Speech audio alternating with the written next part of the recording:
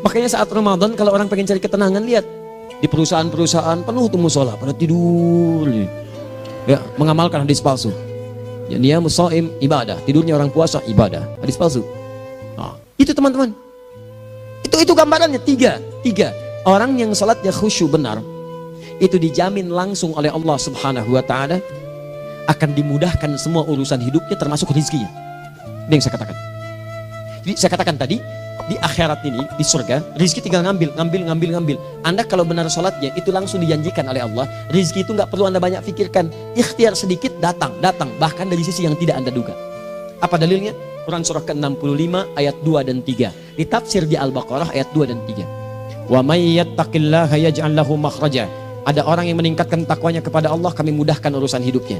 Setiap persoalannya diberikan jalan keluar, mudah. Solusi. Setiap ada problematika, ada solusi. Wa yarzuqhu min haitsu la yahtasib.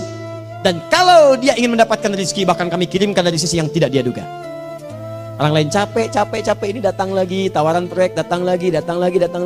Utsman tuh masya Allah kayanya banyak, tapi yang paling dirindukan bukan saat mendapatkan peningkatan omsetnya, yaitu saat dia mendapatkan waktu khusus dengan Allah untuk sholat malam hari, sampai-sampainya sempat sholat tahajud sampai khatam Al-Quran. Abdurrahman bin Auf demikian, Tamim Ad-Dari demikian, sholat karena tahu sholat itu meningkatkan rizki. Karena tahu kuncinya ada di situ, Allah yang punya rizki, disebut dengan Razzaq, pemilik rizki. Maka saya harus punya hubungan dekat dengan Allah. Kalau sudah punya hubungan dekat, mau apa aja gampang. Belum minta, udah diperhatikan. Silahkan cek, Anda punya hubungan baik dengan bos Anda di kantor. Ya, sebelum Anda minta, beliau udah pikirin tuh, telepon bendahara. Dia udah ngambil belum gajinya? Belum Pak, tambahkan bonus sekian.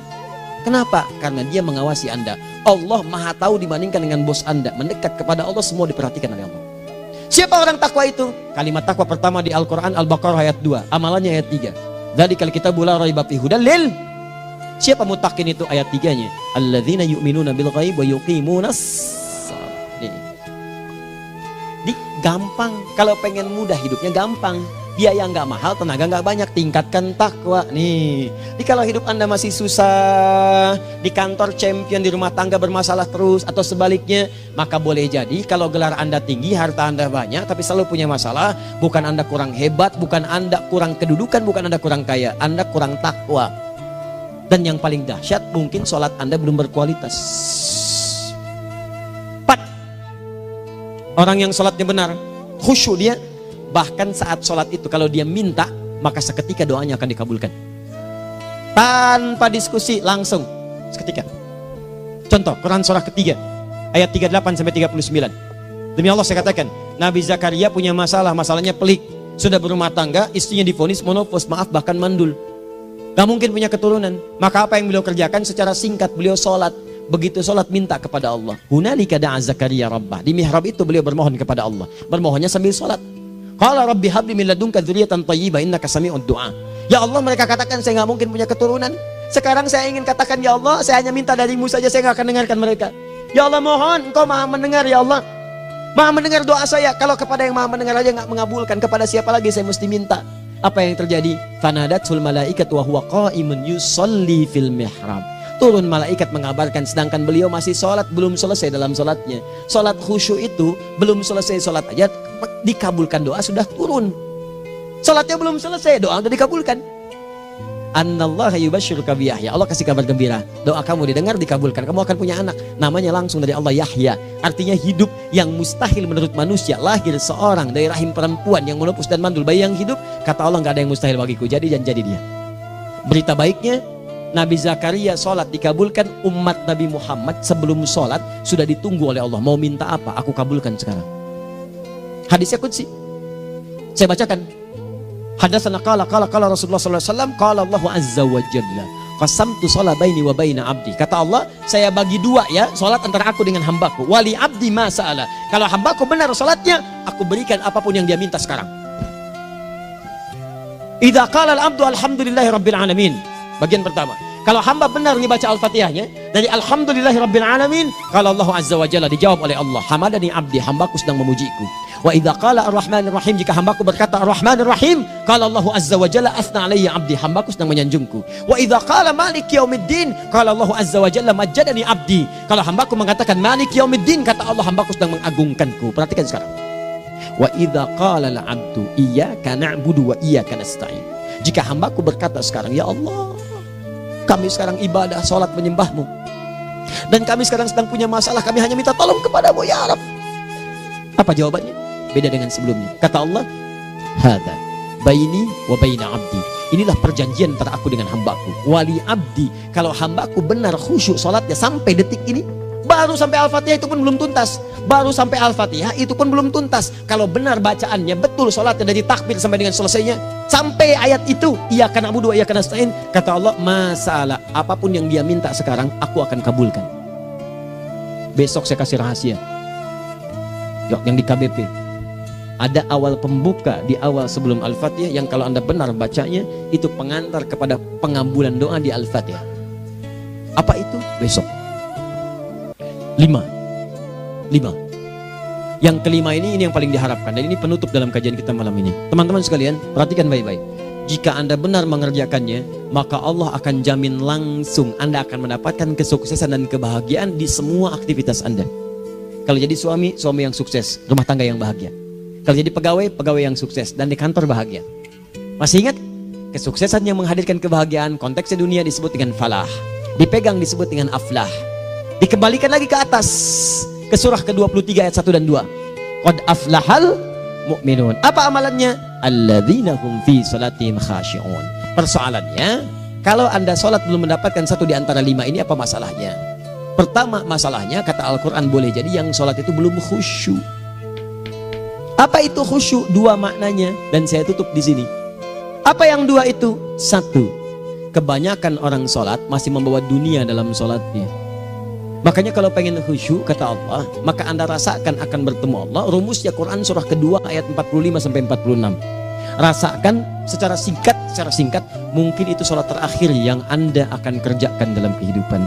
Mungkin di sholat itu Anda wafat. Kata Allah, alladzina yadhunnuna annahum mulaqu rabbihim. Orang khusyuk itu sudah kelihatan dari sebelum sholat, dia sudah merasa persiapan menghadap Allah. Persiapan ke manusia aja, dia sudah siap-siap, mandi dulu, ganti pakaian, pakai parfum, macam-macam dan sebagainya, hanya memenuhi undangan manusia. Allah mengundang Anda 5 kali dalam sehari. Ya maaf, mengabulkan doa Anda, mencukupkan kebutuhan, menyembuhkan kalau sakit, disiapkan Anda. Harusnya apa? Penampilan sempurna. Kata Quran, orang khusyuk itu kelihatan sebelum sholat, pakaiannya kelihatan. Quran surah 7 ayat 31, ya bani Adam khudhu zinatakum inda kulli masjid. Hai anak cucu Adam, kalau tiba panggilan dari masjid, kenakan pakaian terbaikmu. Di anak cucu Adam tuh kelihatan. Kalau orang khusyuk, begitu adzan kelihatan pakaiannya lain. Pakaiannya indah. Khudhu zinatakum, kenakan pakaian terbaikmu. Dipakai, bertemu Allah. Bertemu manusia aja pakaian bagus-bagus. Ini aneh ya, ada orang salah ibadah aja. Orang salah ibadah pakaiannya bagus-bagus. Lihat nih hari-hari tertentu, besok tuh orang mau ke tempat masing-masing tuh. Ada yang pakai jas, pakai dasi, pakai batik, pakai kebaya. Anaknya dibawa, dikuncir 2, bawa manisan macam-macam. Mau salah ibadah aja, tampilan bagus. Masa antum yang benar ibadahnya nggak bagus? Bedakan. Pakaian futsal, pakaian sholat ganti dengan yang sholat. Ini gimana pakaian sholat pakai pakaian futsal? Depannya gambar Messi, belakang Ronaldo. Repot. Malaikatnya juga bilang, kamu salah baju, harusnya Luka Modric.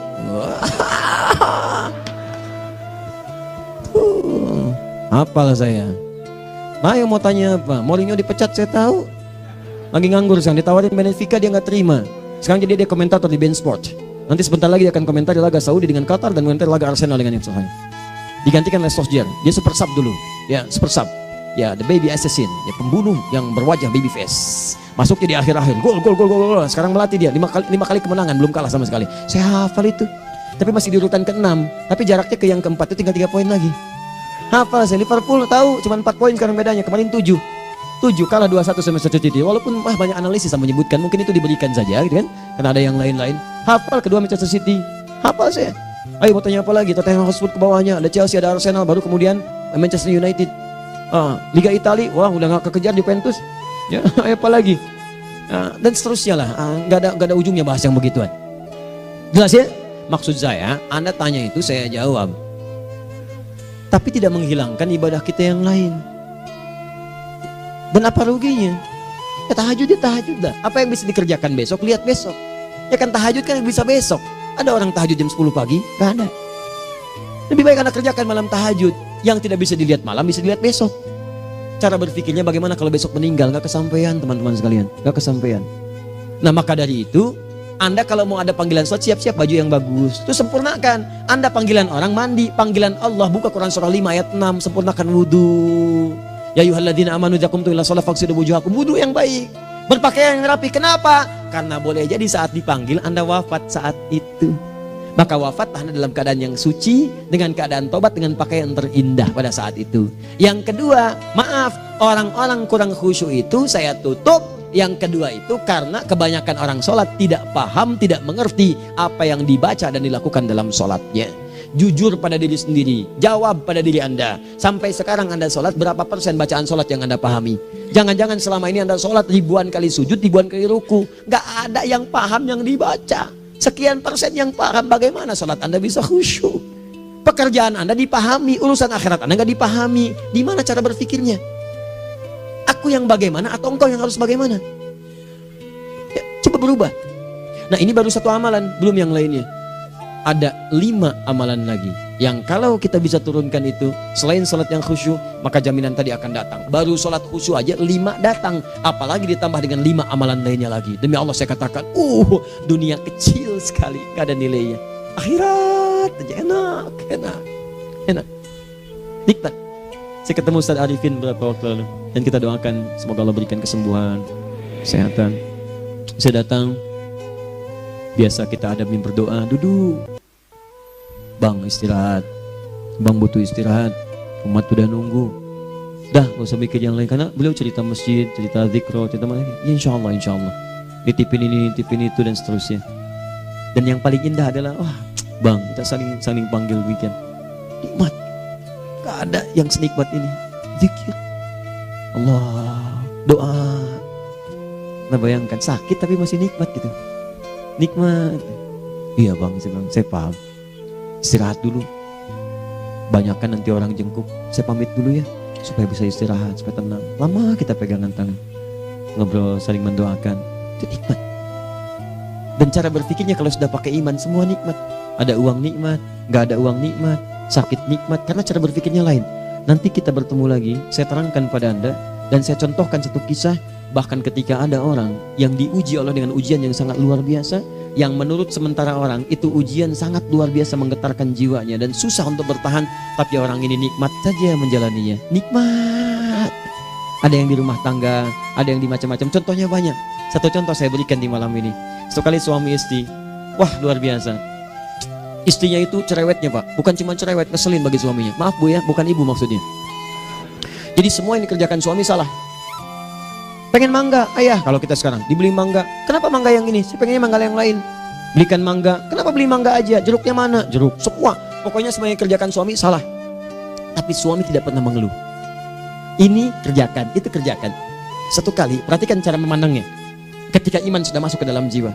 Kata temannya, akhi, istri kamu ini begini nyusahin kamu, kenapa kamu gak cari yang lain? Kan gampang ada syariat, udah pisahin aja cari yang lain, kamu tenang ibadah. Apa jawabannya?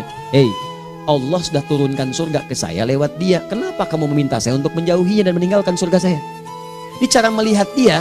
Bukankah ketika ada berbagai keluhan saya sabar? Bukankah sabar mendekatkan saya ke surga? Allah kirimkan tipikal istri seperti ini supaya mendekatkan saya ke surga.